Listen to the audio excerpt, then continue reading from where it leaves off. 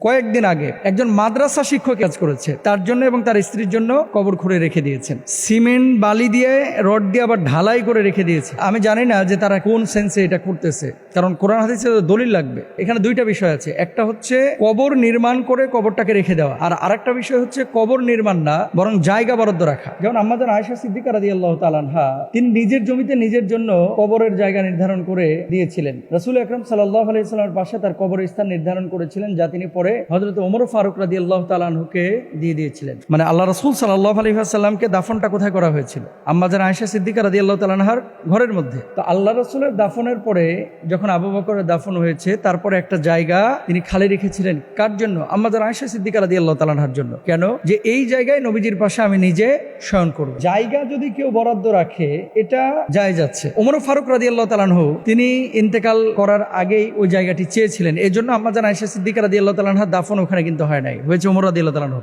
আল্লাহ নবীর এক পাশে আছে আবু বকর, অন্য পাশে আছে ওমর রাদিয়াল্লাহু তাআলা আনহুমা। যদি আপনি জায়গা নির্ধারণ করে রাখতে চান তাহলে এটা জায়েজ আছে, কিন্তু কবর খুঁড়ে মৃত্যুর জন্য অপেক্ষা করা এটা কিন্তু আপনার জন্য জায়েজ নাই। সারা পৃথিবীর স্কলাররা একমত। কেন? আল্লাহ সুবহানাহু ওয়া তাআলা পবিত্র কুরআনুল কারীমে দেখেন সূরা লুকমানের 31 থেকে 34 নম্বর আয়াতের মধ্যে স্পষ্টভাবেই বলেছেন কে কোথায় মরবে কেউ কিন্তু আমরা জানি না। এবং অন্য আয়াতে কি বলছেন? ইদা জা আজালুহুম লা ইস্তাখিরুনা সাআতা ওয়া লা ইস্তাকদিমুন। কার মৃত্যু আগে হবে কার মৃত্যু পরে হবে এটা কিন্তু কেউ জানেন, এটা একমাত্র জানেন আল্লাহ সুবহানাহু ওয়া তাআলা। সুতরাং এখন মৃত্যু কার কখন আসবে যেহেতু আপনিও জানেন না আমিও জানি না। নবী করিম সাল্লাল্লাহু আলাইহি ওয়াসাল্লাম সাহাবা ইকরামের মধ্যে এরকম কোনো আমলের প্রমাণও পাওয়া যায় না। এবং নবীজি সাল্লাল্লাহু আলাইহি ওয়াসাল্লাম নিজে নিষেধ করেছেন যে তোমরা কেউ মৃত্যু কামনা করবা না। মৃত্যু কামনা করা এটা কিন্তু জায়েজ না। কেমন?